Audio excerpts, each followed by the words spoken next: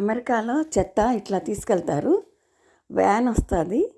Van మనిషి నడుపుతాడు కానీ చెత్త తీసుకెళ్తే అది అలా ఒక 2 బుట్టలు పెడతారు వీళ్ళు. మండే ఒక బుట్టని వెనక్కి గంటి రెండో బుట్టల చెత్త అలా తీసుకుని ట్రక్కులో వేసేసుకుంటుంది.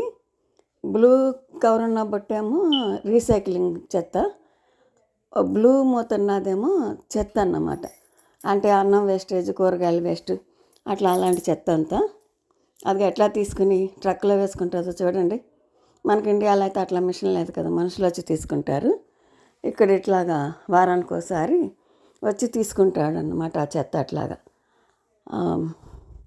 మనకి ఇది కొత్తగా ఉంది కదా అని నేను ఈ వీడియో పెడుతున్నాను, అందరూ చూస్తారని. సోమవారం చెత్త వీళ్ళు బయట పెడితే వారానికి ఒకసారి వచ్చి అట్లా తీసుకుని పట్టుకెళ్తాడన్నమాట. ఇది నాట్ రీసైక్లింగ్ చెత్త అన్నమాట. చూసారా వీడియో? బాగుంది కదా. చెత్త అలా మనుషులు తీయక్కర్లేకుండా మిషనే వచ్చి తీసుకెళ్ళిపోయి చెత్త